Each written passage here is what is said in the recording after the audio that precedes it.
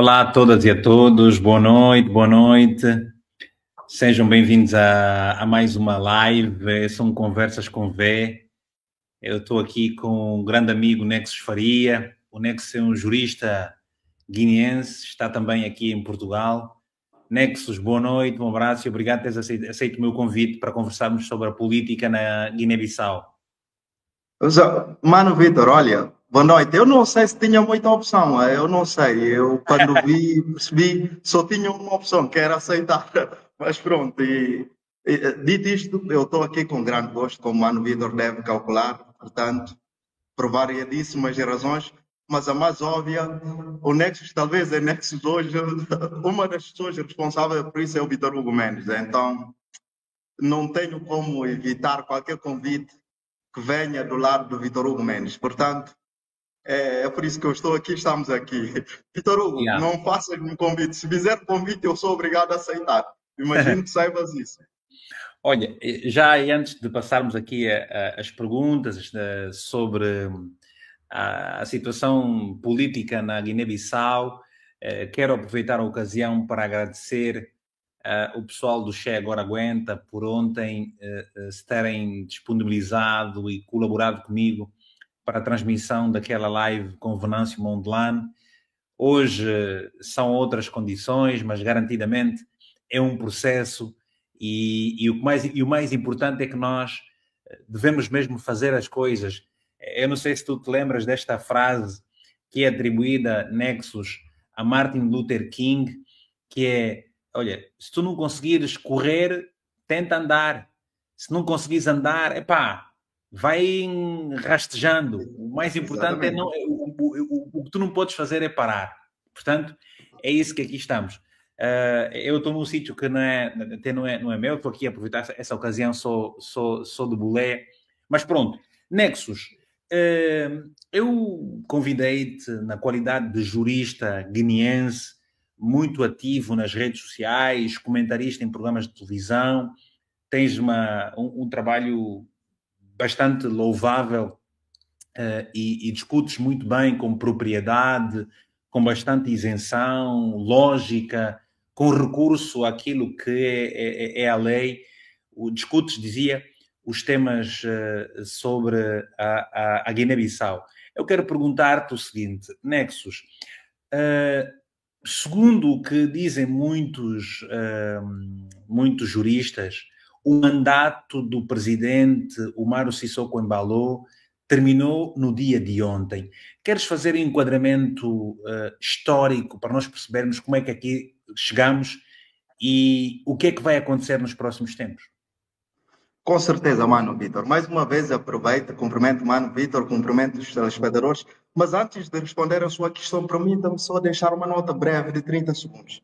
À vontade. Não sei se o Mano Vitor já reparou, o Mano Vitor tem feito o trabalho do cumprimento daquilo que é liberdade de imprensa, não só aqui em Portugal, mas dando cobertura a todos os países africanos da expressão oficial portuguesa, principalmente os países que encontram numa situação de mais difícil relação com as liberdades fundamentais, nomeadamente a liberdade da imprensa e a liberdade de expressão. Repara, para Guiné-Bissau, como recentemente o Vitor tem desempenhado, ainda ontem com o Venâncio Mondlane, a questão de ceder espaço de fala para discutir e debater os assuntos dos nossos países. Isso não tem valor, ao menos tem, não é um valor monetário, não é um valor que se possa avaliar em dinheiro. Porque o Vitor faz isso, eu também não sei. Talvez a Vitor é a pessoa mais indicada para responder a essa questão, mas parece-me notório e inegável que aquilo que o Vitor vem fazendo nos últimos anos, no sentido de dar, criar espaço de fala para discutir e debater ideias sobre a construção da nossa sociedade, é algo para mim que é indescritível, não tem preço e é um reconhecimento merecido. E dito isto para destacar o Vitor com relação aos demais jornalistas que fazem esse trabalho, eu acho que o Vitor deve servir de referência nesse sentido. Repara, eu digo isto com toda a modéstia, Vitor, e é importante o Vitor, se não tem, deveria ter essa noção. O Vitor faz aquilo que nenhum jornalista, ao menos na Guiné-Bissau, consegue fazer, que é colocar em discussão assuntos que são estruturantes para a Guiné-Bissau. Não só a Guiné-Bissau, mas também, nomeadamente, Angola e Moçambique. E isso aqui parece-me importante, haver esse reconhecimento, porque eu acredito que as pessoas têm que ser reconhecidas valores antes de partirem, não depois de partir. Obrigado. Então é importante que essa nota fique bem clara. Agora, retomando a sua questão, aquilo que tem que ver com o mandato do Umar Sissoko, de facto, esse entendimento do que o mandato do Umar Sissoko terminou ontem, dia 27 de fevereiro de 2025, é o entendimento mais correto e conforme a Constituição da República da Guiné e a lei eleitoral. Eu vou explicando.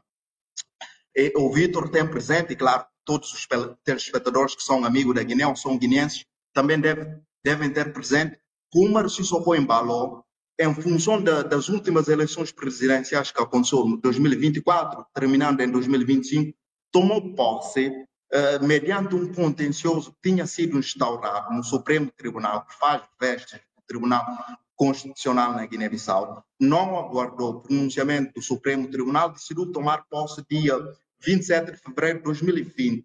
É claro, com a ajuda de alguns partidos e alguns autores que têm alguma relevância no espaço político nacional, tomou posse.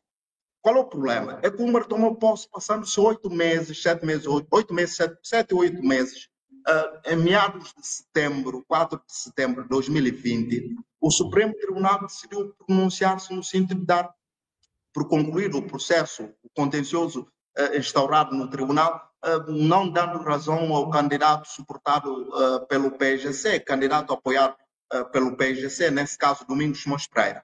E aí, por via jurisdicional ou judicial, concluiu-se o processo. Mas, entretanto, o Umar Sissoko já tinha tomado posse. E o próprio já tinha anunciado que para ele qualquer decisão ou pronunciamento que resultasse do Supremo Tribunal não teria qualquer valor. Isso aí é público, foi noticiado nos meios de comunicação, portanto também é um facto público, de conhecimento público. O que é que eu quero dizer com isto? Porque a discussão que se instala agora quanto ao fim do mandato do Umar Sissoko Embalo tem que ver com tomada de posse, porque discute-se de facto o mandato do Umar Sissoko deveria começar-se a contar a partir da tomada de posse efetiva ou após o pronunciamento do Supremo Tribunal. Não, tem que começar a contar exatamente a partir do momento que o Umar Sissoko Embalo tomou posse. Por quê? Eu tenho dito isso e explicado. Posse é a investidura de uma pessoa em qualidade ou sob pretexto num cargo de um determinado facto ou de uma determinada situação. Explicando em termos mais simples, o Umar Sissoko Embalo tomou posse dia 27 de fevereiro de 2020 sob pretexto de ter vencido as eleições e alegando que a única entidade competente para pronunciar e, neste caso, declarar o vencedor das eleições na Guiné-Bissau era a CNE, a Comissão Nacional das Eleições. Ora, o Umar Sissoko Embalo tomou posse dia 27 de fevereiro de 2020. Não só ocupou o Palácio da República, mas também tem recebido salário enquanto Presidente da República, tem sofrido subsídios enquanto Presidente da República, tem sofrido privilégios enquanto Presidente da República. E mais grave, tem praticado atos enquanto Presidente da República. Como é que, passados 5 anos, o Umar Sissoko pode vir e voltar e dizer não. O meu mandato não começou efetivamente quando eu tomei posse, começou-se a contar a partir do pronunciamento do Supremo Tribunal da Justiça. E a pergunta que se faz, mesmo partindo dessa premissa, então, ora, o que é que faríamos com os atos praticados pelo Umar Sissoko Embalo durante aquele período de 8, 7 meses, em que ele não era presidente? Porque ele se considera que ele, naquele período, não era o presidente da República. Significa que ele cometeu um crime de usurpação de poderes, ou seja, além de crime de usurpação de poderes, como é que íamos classificar todos aqueles atos de Umar Sissoko Embalo? Não só. Então, como é que íamos, depois de remir todo aquele processo de usufruir do salário, subsídio, porque ele tem viajado muito, não sei se sabem, o Presidente da República da Guiné tem um subsídio, não no contexto de euro, mas no contexto de franco CFA, que é um subsídio milionário que usufrui de cada viagem. E como é que nós vamos processar tudo aquilo? Portanto, o Umar Sissoko Embalo se fosse minimamente sensato, não partiria desse pressuposto, porque aí incorria em várias responsabilidades criminais. Mas, tirando isso, isso é uma falsa questão, Vítor, porque de facto tomou posse. Houve ocupação efetiva do Palácio Presidencial dia 27 de fevereiro de 2020. E havendo ocupação do Palácio Presidencial dia 27 de fevereiro de 2020, vamos começar a contar. Como é que vamos contar isso? Em função do mandato presidencial. Significa que dia 26 de fevereiro de 2021 completou-se um ano de mandato. Dia 26 de fevereiro de 2022 completou 2 anos de mandato. Dia 26 de fevereiro de 2023 completou 3 anos de mandato. Dia 26 de fevereiro de 2024 completou 4 anos de mandato. Dia 26 de fevereiro de 2025 completou 5 anos de mandato. Ou seja, dia 27, ontem, o Umar Sissoko tinha que ser substituído pelo novo presidente da República. Ora, não é isso que aconteceu e não é isso que acontece. Nexus, esta é uma situação simples, muito clara, com lógica, a realidade constitucional, e qualquer pessoa que não leu a Constituição da Guiné-Bissau consegue compreender que está tudo muito claro. E a minha pergunta a seguir, que é para os internautas jovens, que já há aqui alguém a elogiar-te pela capacidade descritiva e a capacidade argumentativa que tens, a minha pergunta é: e agora que o presidente, porquê que o presidente tem estado a tomar as posições que tomou? Portanto, ele dissolveu a Assembleia Nacional em 2023, antes da própria Assembleia ter completado um ano de exercício, coisa que a Constituição diz é que não pode ser dissolvida a Assembleia até 12 meses do seu exercício. Ela foi dissolvida. O presidente não marcou eleições legislativas, não marcou eleições presidenciais, que, como se tudo tivesse acontecido normalmente, por esta altura estaria a ser substituído. A minha pergunta é: porquê? Porquê que o presidente tem estado a tomar essas decisões, tem estado a fazer o que tem estado a fazer, esses atropelos claros que nós sentimos, mesmo não lendo, não conhecendo a Constituição guineense, mas pelas explicações que nós temos estado a receber, percebemos que aqui tem havido alguma irregularidade. Porquê que ele tem estado a tomar essa posição? Bom, Vítor, talvez a resposta mais simples é: o que nasce torto tende a morrer no torto. Isso aí para dizer em termos muito simples, e o Vítor sabe, e todos os guinenses sabem, que o Umar Sissoko, a sua investidura não foi conforme a Constituição da República. Repara que o Umar chegou ao poder exatamente entrando em própria contradição com as leis da República da Guiné-Bissau, nomeadamente a Constituição da República. Não sei se o Vítor tem memória, mas o Umar Sissoko decidiu tomar posse sem chancela do então presidente da Assembleia Nacional Popular na altura, Supriano Kassama. Mas, além disso, também a maioria dos deputados não estavam constituídos naquela Assembleia. Tanto que é assim que essa situação hoje está aqui presente a ser discutida. Quando tomou posse de forma desconforme, obviamente que a continuidade do exercício do seu poder tenderá a ser à margem da Constituição da República, porque entrou lá à margem da Constituição. É claro, só pretexto ter vencido as eleições, mas entrou lá à margem da Constituição da República. Não tomou posse conforme dita a Constituição da República. Mas, além disso, repara, eu tenho dito isso, aqui nos bastidores da Faculdade de Direito, nós estudamos uma coisa muito importante, que é o conceito da legitimidade. O que é legitimidade? Legitimidade pressupõe uma relação simbiótica entre as duas coisas: o exercício do poder da autoridade de um lado e o dever de obediência do outro lado. Ou seja, exercício do poder da autoridade do governante e dever de obediência do governado. Mas um governado, neste caso, eu, Vítor, ou qualquer outro cidadão, só tem dever de obediência se quem chegou lá chegou conforme as regras pré-estabelecidas, ou seja, conforme o contrato social que nós estabelecemos. Se uma pessoa chega lá por via não convencional, por via daquilo que nós não escrevemos como contrato, obviamente que a tentação de se manter lá terá de ser por via da força, porque da parte de cá, como temos assistido na Guiné-Bissau, haverá aquela Alô, né? figura sendo questionada. E ele, o único mecanismo de oposição e o seu poder será por via fáctica, por via da força, impondo, como ele tem demonstrado nos últimos anos. E ele, obviamente, que além disto, o Maro apresentou logo no início uma vocação clara de concentrar os poderes, os demais poderes da República. Ora, qualquer pessoa sabe que um Estado de Direito funciona com base em princípio de repartição de poderes, separação dos poderes. Ou seja, não existe nenhum órgão de soberania com poderes absolutos. E quem não tem vocação de responder perante os atos que pratica, não pode deixar os outros órgãos funcionarem em plenitude e em normal funcionamento. O que é que isto pressupõe? Pressupõe exatamente a eliminação dos outros órgãos que deveriam servir de equilíbrio e garantir o equilíbrio do exercício do poder presidencial, mas mais do que isso, exatamente também no sentido de esvaziar qualquer espécie de controle que pode resultar por parte desses órgãos.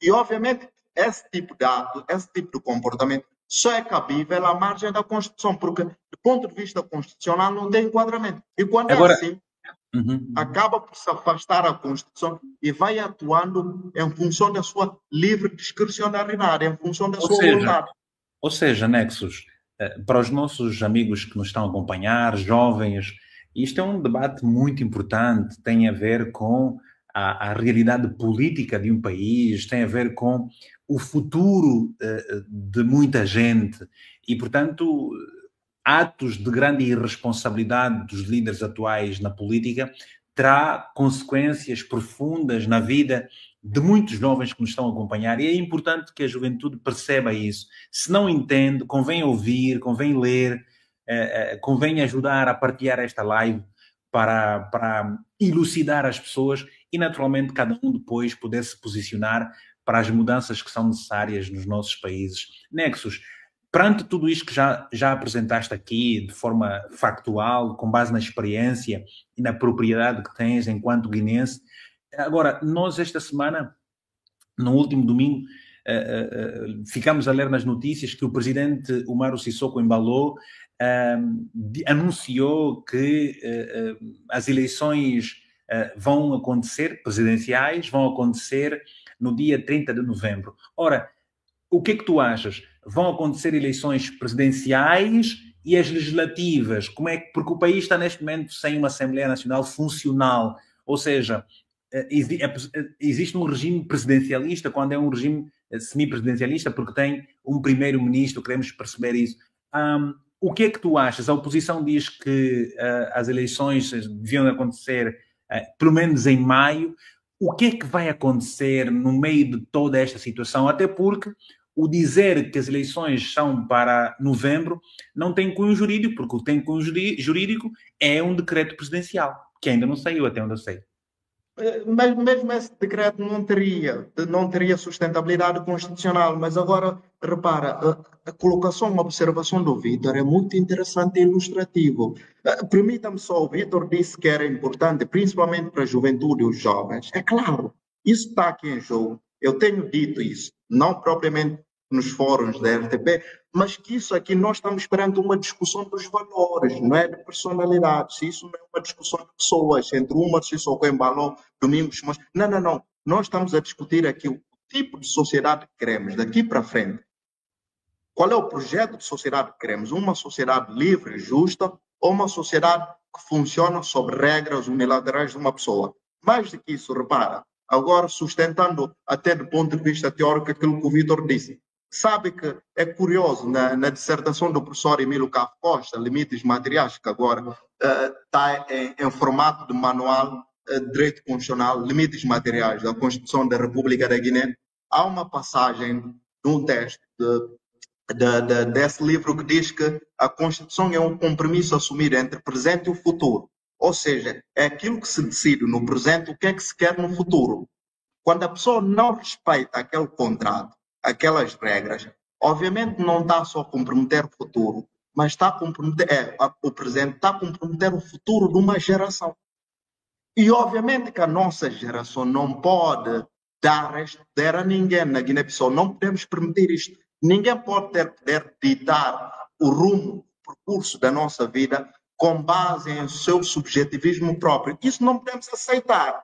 Mas deixa-me ainda ser um pouco mais profundo em função da observação que o Vítor fez. Sabe, aquilo que estamos a discutir aqui não é a marcação agora das eleições por parte do Marciso Embalo, seja por via de decreto, ou pronunciamento ou anúncio, isso já é extemporâneo, não é isso que interessa aqui.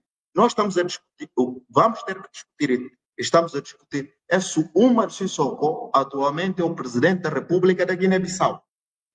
Eu, em função daquilo que já tenho dito e vindo a dizer, obviamente que a minha conclusão parece muito óbvia. Obviamente que o Umar foi a pessoa não só responsável, mas determinante por criação de toda essa situação caótica. E obviamente o Umar Sissoko não pode tirar benefício das próprias ilegalidades que ele contribuiu e participou na sua criação. Não pode.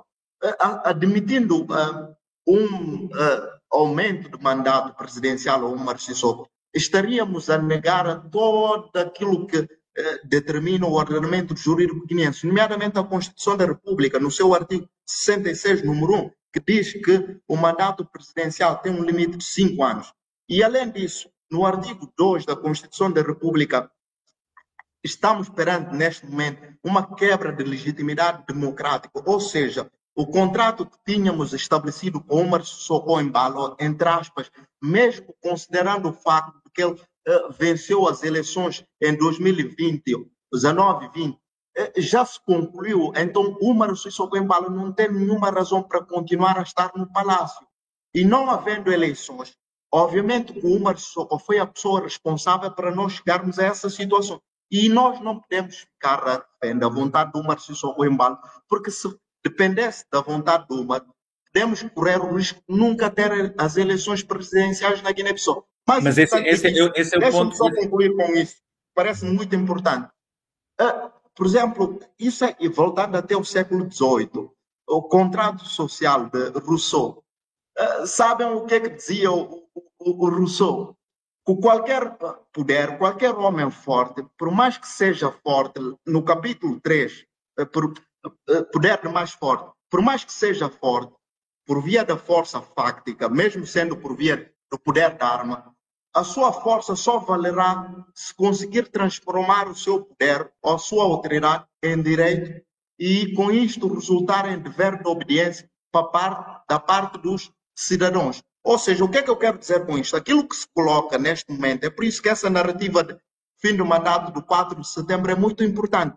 É criar uma narrativa no sentido de incutir, vender a ideia de que, de facto, o mandato do Umar, em função das leis estabelecidas no país, só termina dia 4 de setembro. E, sendo assim, qualquer guineense passa a ter o dever de obediência às ordens e às orientações ilegais do Umar Sissoko até dia 4 de setembro. Não é isso que está em causa. O mandato do Umar Sissoko cessou ontem.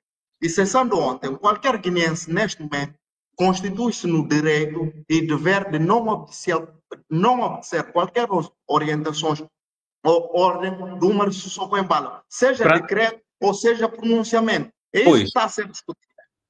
Pois, isso é uma questão, uma vez mais, tem exatamente a ver. O que nós podemos entender aqui é falta bom senso ou apenas uma posição do presidente que contrasta com aquilo que o próprio terá jurado, porque eu não sei, isso deve ser a coisa mais lógica. O presidente vai tomar posse, ele jura respeitar a Constituição. E nós temos estado a ver cada vez mais os líderes africanos, e não só, juram a Constituição, às vezes até põem a mão sobre a Bíblia, mas depois, em termos práticos, não defendem isso mesmo. Maquiavel também falava sobre essa questão, aliás, o livro vem a respeito dessa questão.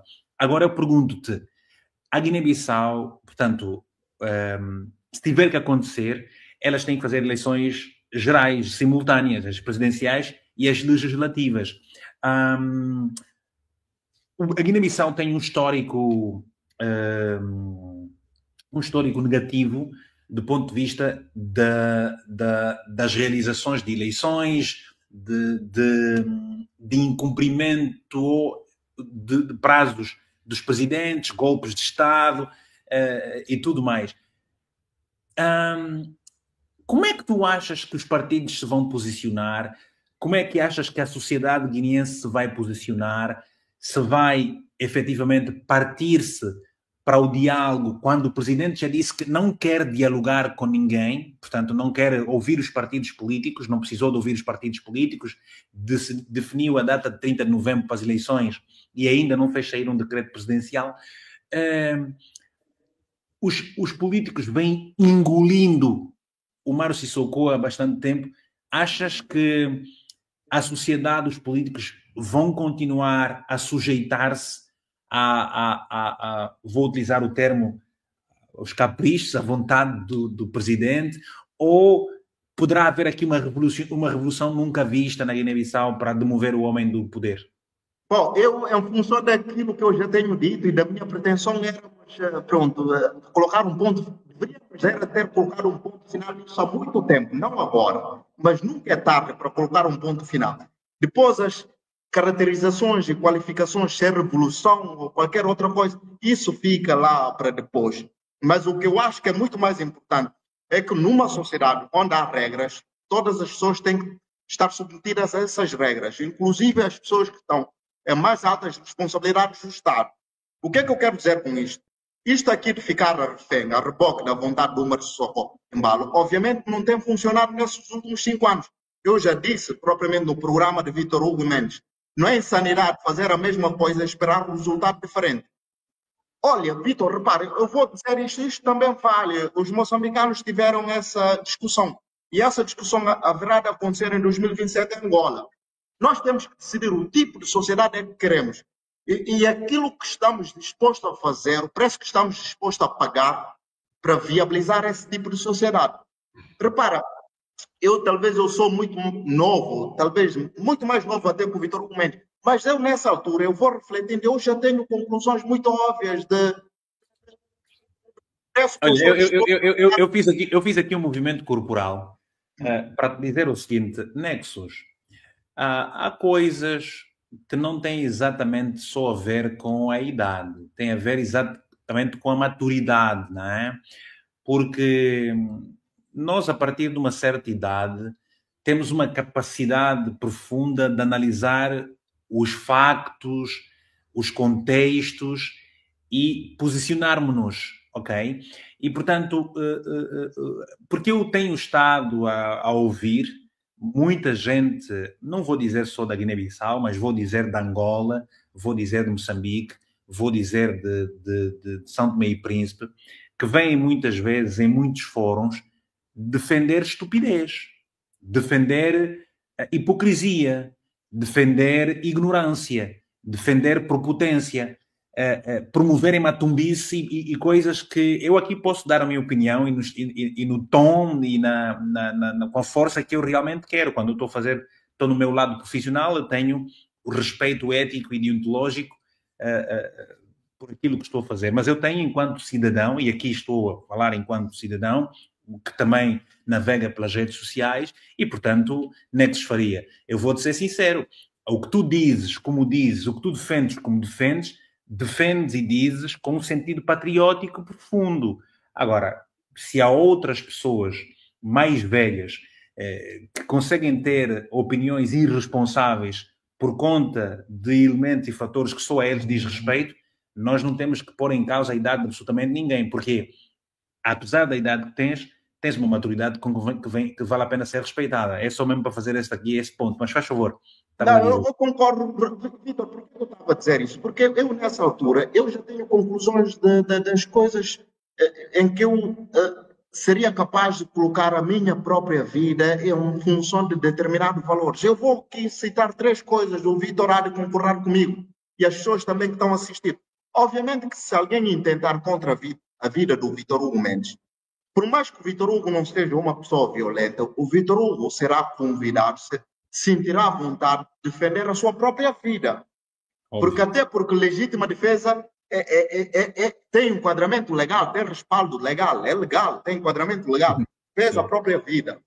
Mas, além disso, se não for contra a vida do Vítor Hugo Mendes, se alguém intentar contra a vida dos seus filhos e da sua família, Vítor Hugo Mendes será tentado a reagir de forma violenta. Mas se não for contra a sua família, se decidirem agora um país ou outro país atacar Angola, Vítor Hugo Mendes sentirá-se obrigado a defender o seu país e a sua pátria. Olha, o que é que eu quero dizer com isto? Isto aqui de vender uma ideia de não violência é uma forma de legitimar a barbárie, não só na Guiné, Angola e Moçambique. E a pergunta que se faz, ora, se não querem resolver os problemas por vias institucionais, respeitando as regras dos, países, dos nossos países, quais são as alternativas que nos restam? Se não é sair à rua para restabelecer a ordem. Quais são as alternativas que restam? E obviamente que essa saída à rua tem os seus custos, e eu não ignoro esses custos, eu tenho ciência desses custos. Isso implica, eventualmente, perda de vidas humanas, que não é desejável, mas é expectável nesse tipo de acontecimento. Mas, E mas, obviamente mas, por mas, essa mas Nexus, estarão algumas pessoas a dizer, ora, porquê que eu vou para a rua, porquê que eu vou lutar, se, por exemplo, 300 moçambicanos foram mortos, centenas de outros ficaram feridos e nada aconteceu? Será que nada aconteceu? Ou como é que eu... Não, Como é que eu... não. Isso aí de que nada aconteceu, eu já discuti com um colega na faculdade, não é verdade. Ao menos pela primeira vez, Frelimo sentiu que se achava até um determinado momento que era o detentor de poder em Moçambique, já não pensa a mesma coisa, já não tem essa percepção. Portanto, além disto, as revoluções não acontecem num ato único. É uma coisa que às vezes pode acontecer num ato, num momento único, mas também pode acontecer de forma progressiva e paulatina. Olha, aquilo que aconteceu em Moçambique é semente para muita coisa que pode vir a acontecer, não só em Moçambique novamente, mas também na Guiné, eventualmente, e posteriormente em 2027 em Angola. Moçambique, os acontecimentos de Moçambique, onde produzir os seus efeitos. Repara, a forma como a juventude, por exemplo, guineense interpreta agora a realidade de lidar com o poder absoluto já não é da mesma forma que, por exemplo, a interpretação que se fazia em 2023 ou 2024. Em parte, aquilo que aconteceu em Moçambique. Idem aspas sobre a juventude angolana. Portanto, não se pode dizer que não aconteceu nada em Moçambique. Mas, além disso, recentrando só na questão da Guiné, que eu acho muito importante.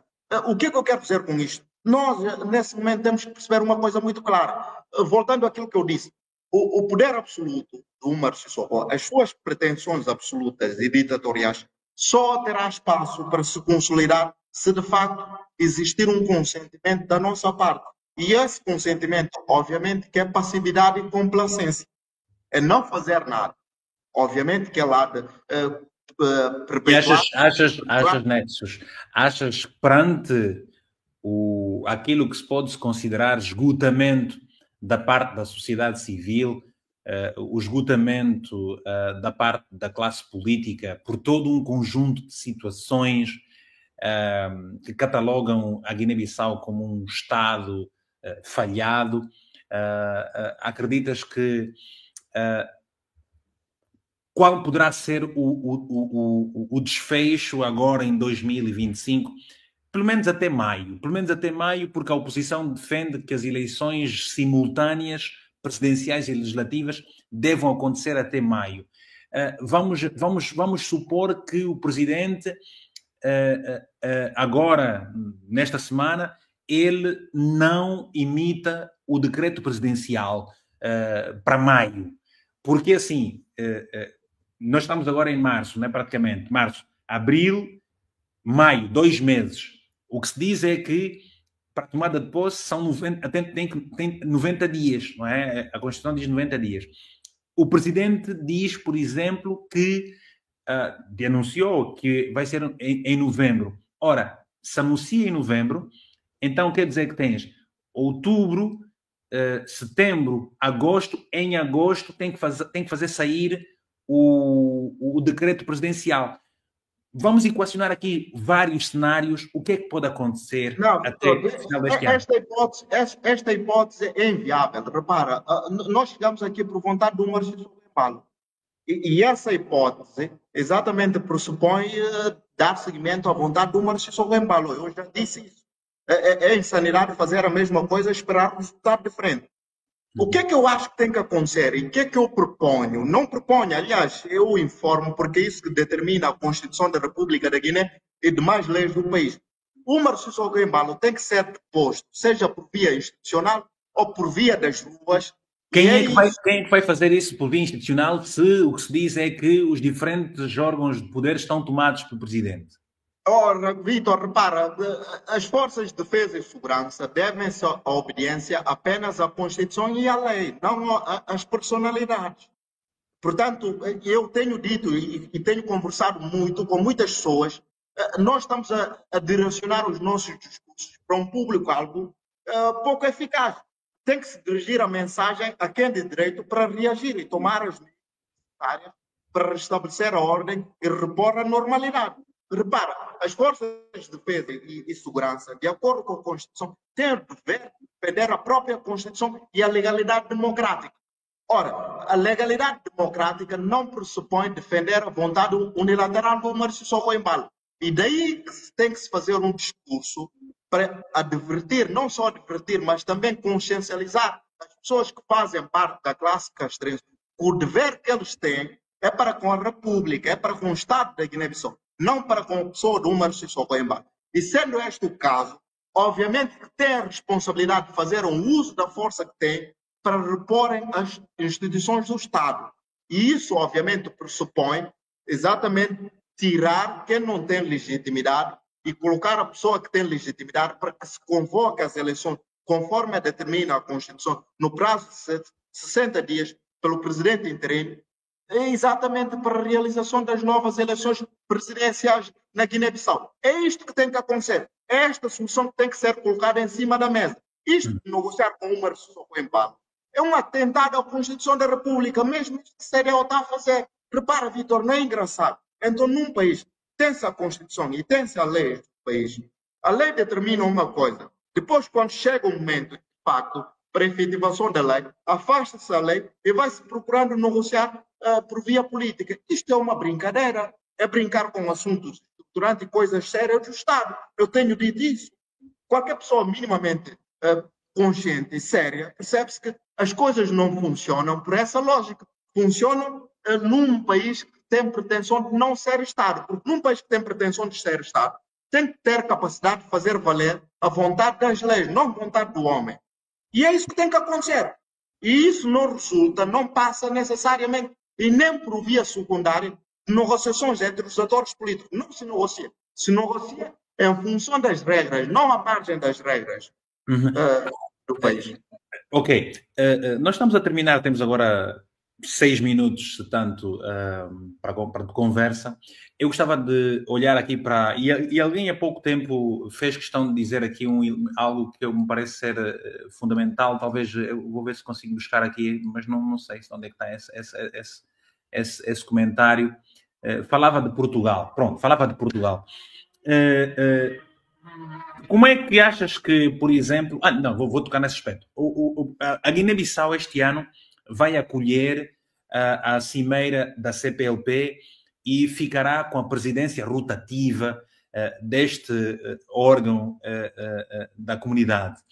A minha questão é como é que vai ficar essa situação, sendo que o presidente termina o mandato este ano e, portanto, o país vai ficar com a presidência rotativa. Atenção que Timor-Leste já diz que não deseja que a situação, que a cimeira ocorra aqui nada, que ocorra na Guiné-Bissau.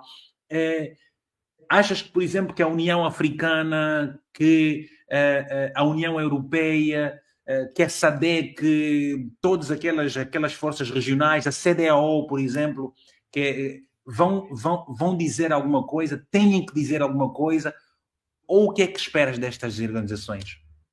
Vitor, olha, sabe que eu vou te responder de uma forma muito mais engraçada. O que é que disseram sobre o caso de Moçambique? Então nós não tivemos exemplo recente.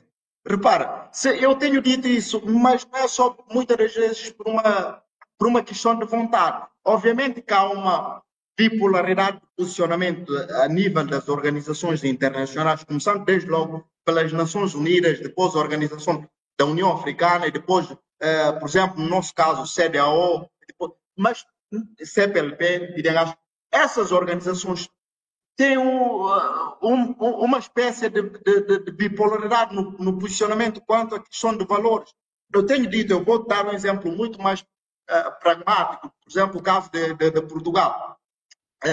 Eu conversei aqui na faculdade, tivemos num debate com um deputado da Iniciativa Liberal. Eu lembrei-lhe que, por exemplo, no caso da Venezuela, o governo português não só pronunciou-se, como houve prontidão a dizer não, nós condenamos e nós não reconhecemos aquele resultado eleitoral. No caso da Ucrânia, rapidamente, no caso de Moçambique, o que aconteceu? Paradigma, a relação que existe, até por lados históricos, entre Moçambique e, por exemplo, Portugal, coloca-se, por exemplo, em termos de comparação, é a mesma relação que existe, por exemplo, entre Portugal e Venezuela. Não, mas por que Portugal faz essa bipolaridade de posicionamento a nível de valores quanto ao processo democrático nos países terceiros? Eu não sei, já disse, talvez o governo português é a pessoa mais indicada para responder a essa questão. Mas, além disso, eu também tenho dito, repara, a política internacional funciona em função dos interesses dos países. Eu dei exemplo, por exemplo, do Senegal. Obviamente que estivesse lá agora o Macky Sall, o ex-presidente do Senegal, era confortável para ele, o Umar Sissoko Embalo, permanecer no poder por, sei lá, um período infindável, por variedíssimas razões, mas eu posso citar a mais óbvia, exatamente por causa daquela zona conjunta de exploração, zona de exploração conjunta que a Guiné tem com o Senegal, como o Vitor recorda muito bem, que foi muito bem discutido no seu programa, que o Umar Sissoko Embalo foi lá assinar aquele acordo desequilibrado sozinho.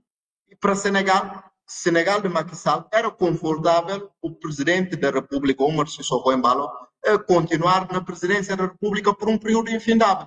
Para Portugal, não sei quais são as razões, mas eu sei que dessas organizações não se pode esperar muito. Não só porque há essa ambiguidade de posicionamento quanto a questões de valores, mas também há uma limitação. Repara, nós estudamos aqui no direito. Essas organizações internacionais têm déficit de um instrumento que nós chamamos aqui de instrumento de coercibilidade, ou seja, o uso do poder efetivo da força. Contrariamente aos Estados, não sei se o Vitor sabe, o Estado angolano, quando o Vitor não cumpre uma determinada ordem, o que é que o Estado angolano faz? Instrui as forças de segurança para irem ter com o senhor Vitor e repor a ordem. Ora, essas organizações internacionais não têm uma força de defesa e segurança própria. Carecem desse poder de efetividade, de efetivar a força. Não tem isto. E o que é que tem? Obviamente que tem questão de posicionamento, que depois, a nível de acontecimento das coisas, tem o seu impacto. Nós já vimos isso no caso da Guiné, no processo da libertação da Guiné, depois das Nações Unidas terem ido à Guiné visitar as zonas libertadas, o impacto que aquilo teve depois no reconhecimento da Guiné como Estado. É claro que isso tem o seu efeito nesse aspecto do reconhecimento do posicionamento que os atores políticos vão tomando a nível interno. Mas, tirando isso, as organizações internacionais não têm assim grande poder de alterar o rumo e percurso das coisas nos países terceiros, até por causa do princípio de não ingerência nos assuntos internos dos países. E daí é que é importante os guineenses não colocarem a expectativa e a fé daquilo que vai sendo o posicionamento da comunidade internacional. Porque, do ponto de vista prático, isso não se traduz em nada. Aquilo que há de acontecer na Guiné, se é que vai acontecer, dependerá exclusivamente pura e dura dos guineenses. Numa verdade nua e crua, dependerá apenas dos guineenses. Se nós vamos continuar com um regime ditatorial, dependerá apenas da nossa vontade. Se nós vamos alterar para um regime muito mais liberal e democrático, também dependerá da nossa vontade. O que é que a comunidade internacional pode fazer nesse aspecto? Vamos supor que, em função dessas coisas, aí venha ocorrer uma deposição do Umar Sissoko Embalo. O Umar Sissoko Embalo foi deposto, mesmo que seja de forma violenta, com sacrifícios, até vidas humanas. Aí, sabe o que é que pode acontecer? Em função daquilo que tem ocorrido até agora, a comunidade internacional exatamente pode ficar em silêncio. ficando em silêncio, dando a entender que aquilo era necessário exatamente para restabelecer a ordem na Guiné-Bissau, sem condenar, sem nada. Isso aí, obviamente, tem o seu impacto nessa perspectiva, mas tirando esses casos, a comunidade internacional tem pouca margem de manobra para fazer alguma coisa, nomeadamente CDAO, que também tem a sua situação lá, a crise para viver, CPLP, que nasceu de forma deficiente, teve infância difícil e traumática e está a sofrer com isso. Nações Unidas, que também nasceu como uma espécie de uma organização necessária para controlar os países que têm bomba atômica, que têm até hoje o assento permanente lá. Mais do que isso, essas organizações não são nada. Se quisermos olhar as coisas numa perspectiva mais realista, essa é que é a grande verdade das coisas. Olha, aqui um enquadramento transversal, talvez seja por isso que determinados líderes africanos que chegaram ao poder em circunstâncias muito particulares se tenham dissociado quer da CDAO, quer da União Africana, quer de todo o resto. Portanto, criar uma cisão profunda com os países colonizadores e, portanto, estão a caminhar pelos seus próprios pés e, ao que parece, aquilo que temos estado a ver e a ler, estão a avançar positivamente. Portanto, há aí uma nova geração de líderes africanos com uma inspiração muito panafricanista e mais contra as visões do Ocidente e, portanto, a África assim mesmo. Olha, Nexus Faria, obrigado por estas explicações muito positivas, muito claras sobre a Guiné-Bissau, no entendimento que você nos transmitiu, claramente, isso pode ser positivo para uns e negativo para outros, portanto, foi a sua opinião. Na próxima semana vou trazer uma opinião diferente, se calhar trazer aqui um santomense, na semana a seguir um cabo-verdiano, vou andando pelos países para conversar, vai acontecer, e olha, eu vou melhorar aqui a imagem, portanto, aqui a minha câmara, vou ver se consigo arranjar aqui um patrocínio para ter uma câmara de filmar com melhor qualidade. E é isso, eu agradeço-te verdadeiramente e estamos juntos até uma próxima oportunidade, meu caro irmão. Foi um prazer. Vitor, olha, continua a cumprir o seu papel, sabe? Eu tenho citado Franz Fanon, que dizia num dos seus livros famosos que numa relação de relativa opacidade, cada geração deve escolher o seu destino ou a sua missão, cumpri-la ou traí-la. O engraçado é que o Vitor está a cumprir a sua missão. Em função daquilo que tem sido o rumo dos nossos destinos, o Vitor tem feito o seu papel. Obviamente, dorme com consciência tranquila. Eu o acompanho, muito antes de começar a ir o seu programa, já acompanhava. Exatamente, nunca se calou, repara. Hoje parece o caso aqui particular do Nexus, mas o Vitor também, aquilo que eu faço agora, o Vitor já fazia em 2000, por exemplo. Olha, deixamos de ouvir. Não. Agora está. Deixaram Agora de ouvir. Agora está bem. O que eu estava a dizer é que em 2020, e muitas isso é engraçado, sabe que o Vitor não tem razão para entrar. Porque eu vou presumir. Afasta um bocadinho do microfone e falas mais para a gente ouvir melhor. Sim, dizias? Eu vou presumir uma coisa, pode confirmar. Eu aposto que o Vitor vive minimamente bem. O Vitor tem aquilo que são as condições básicas de subsistência. Ou seja, o Vitor não tem nenhuma outra razão para estar a reclamar sobre mudança política em Angola, se não é o bem-estar da Angola e o povo angolano. Porque isso não depende. Os seus meios de subsistência não dependem daquilo. Não depende daquela mudança. Mas mesmo assim ainda não se resignou, não se omitiu ao silêncio no seu conforto, deixando as coisas tomar o seu percurso normal. Não, tomou a iniciativa e posicionou-se politicamente. Isto tem os seus custos. As pessoas não sabem, mas isso tem os seus custos. E repare, e quando é assim, só pode o Vitor servir de referência, exemplo, obviamente, para as pessoas que em princípio são mais novas ou estão a entrar nesse percurso. E é o caminho que deve ser reconhecido e valorizado, e ser considerado como referência nas nossas sociedades, porque é isso que faz muita falta. Sim, é isso que faz muita falta. Olha, vamos ver, estamos a terminar exatamente 50 minutos. É assim, eu sou muito grato por cada experiência que eu vivi em Angola, difíceis, muito complexas, mas sinto orgulho das escolhas todas que eu fiz. Deus deu a todos nós um talento e uma missão. E, portanto, cada um de nós escolhe viver aquilo que é o seu talento, que é o seu dom, para servir. Para servir. E quem não o fizer vai carregar o peso da sua consciência por aí fora. É verdade que eu, Vítor Hugo Mendes, confesso que eu ando à procura das minhas melhorias materiais, mas a minha melhoria material não me leva a não cumprir um propósito, que é exatamente nisto que eu faço, que é dar a oportunidade a outras pessoas, trazendo as pessoas para esse universo da comunicação e partilharmos, debatemos aqui. Eu tenho essa veia comunicadora, tu tens a veia da legalidade e juntos nós fazemos este exercício aqui, estamos a servir o nosso povo. Agora, mas há pessoas que não, há pessoas que elas deixam de viver aquilo que é o seu propósito, deixam de viver e de servir aquilo que é o dom que Deus lhes deu, em detrimento das benesses, de coisas que só essas pessoas sabem. Nós não podemos condenar as escolhas que cada um faz, porque nós pagamos o nosso preço com as nossas escolhas e os outros pagam o preço com as suas escolhas.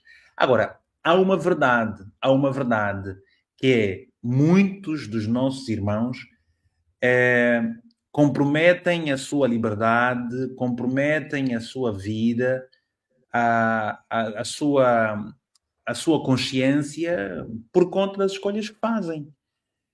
Bem, nós não podemos querer ser os moralistas nesta novela, mas temos aqui que aproveitar quem nos segue e incentivar as pessoas a realmente viverem o seu propósito. Eu costumo dizer, e abertamente, eu em 2009 tinha recebido propostas para ter cargos na rádio. Ao longo dos tempos fui tendo propostas transversais para me servir de alguma forma, para melhorar a minha vida financeira, para melhorar a estrutura de vida da minha própria família. Mas eu não quis, porque eu compreendi que aquelas ofertas, aquelas propostas não me eram convenientes, porque eu deixaria de ser quem sou, iria comprometer a minha consciência. E não aceitei. Até porque nós não precisamos de cargos públicos para criarmos ou para motivarmos, incentivarmos e direcionarmos uma sociedade. Ok? E é isso. Agora, o mais importante de tudo, como disseste, Nexus Faria, é que no final do dia, cada um, quando vai se deitar, carrega consigo o peso, todos os pesos, não é? E aquele que chega ao topo sem mérito, carrega o peso da sua consciência no silêncio barulhento do dia a dia. É isso que eu tenho estado a dizer. Eu, graças a Deus, quando chego à cama, eu durmo em 5 minutos. Tranquilo, levo a vida na boa. E há outras pessoas que, por conta dos cargos, largam as amizades, traem a confiança de pessoas muito próximas e por aí fora. É a vida, são os tempos, mas nós temos que seguir firmes naquilo que é realmente a nossa intenção. Eu gosto de ser jornalista, eu gosto de ser comunicador e, portanto, eu vou mesmo aproveitar aqui esta rede social para trazer outras vozes, para dar voz a quem não tem, a quem não tem notabilidade, a quem tem propósito, a quem tem compromisso, a quem tem capacidade. Vou trazer isso. E eu vou-te ser sincero, muitas vezes conotam-me, há uma série de palavras que me atribuem como bajulador, como oportunista, e eu digo, ok, o meu inimigo, ele procura sempre formas para, se não destruir, descredibilizar. Eu, na verdade, do meu inimigo até quero bem. Né? Deus também diz isso na Bíblia. Olha, do teu inimigo até podes dar água para beber, dá-lhe a água, dá-lhe tudo, não passas isso. Eu costumo dizer, não, se me deram casas, cargos, dinheiros, digam-me quanto é que deram, onde é que deram, quando e tudo mais. Mas graças a Deus eu tenho estado muito tranquilo quanto a isso, porque há uma coisa que não tem lei, é a verdade. Exatamente. Exatamente, mano, Vitor. Olha, Zé, eu só para dizer, mais uma vez, eu falo, mas essa minha fala não é só para a juventude guinense. É Não, para a é. juventude angolana, moçambicana. Santo Tomé e Cabo Verde nem tanto, mas principalmente juventude angolana, moçambicana e guinense. De facto, são esses três países onde ocorreram efetivamente a luta de libertação.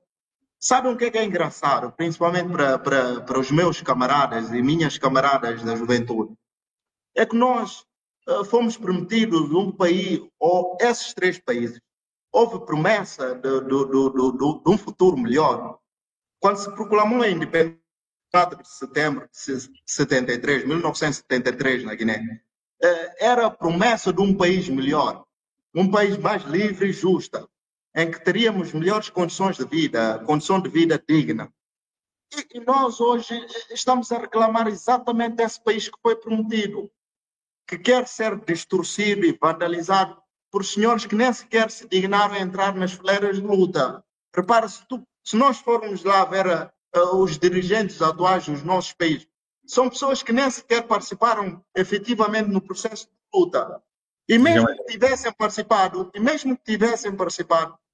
isso também não era condição de legitimidade para que destruíssem o país mais tarde, pós-independência. E é isso que não podemos aceitar.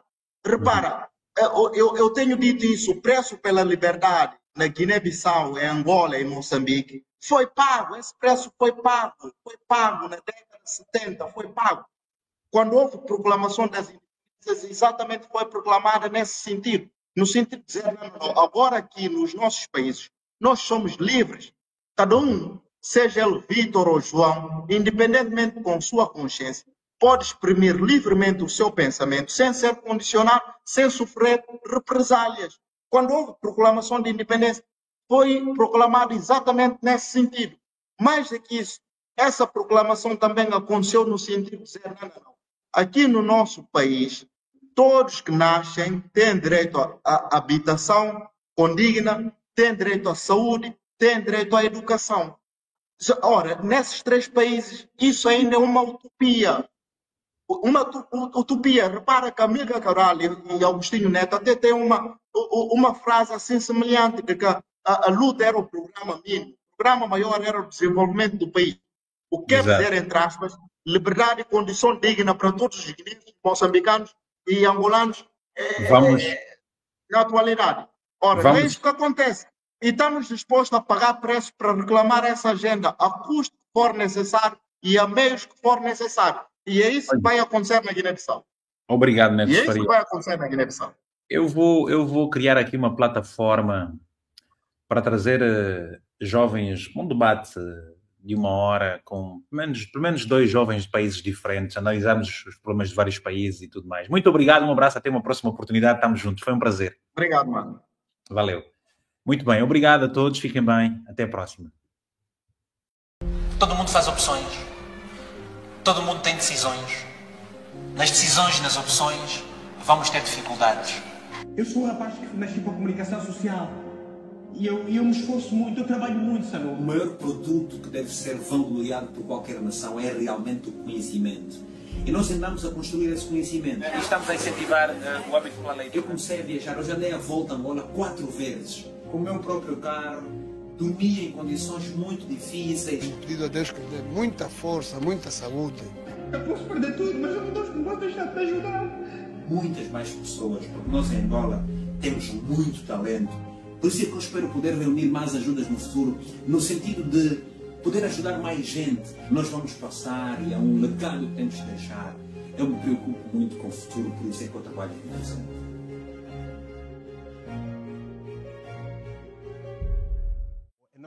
Nós precisamos em África de mudar a mentalidade. O mindset tem que ser mudado. Mas nós em África, e como no mundo quase, nós não promovemos muito aquilo que é bom. A boa notícia não é vendável, entendes? Certo, as más notícias chegam sempre primeiro.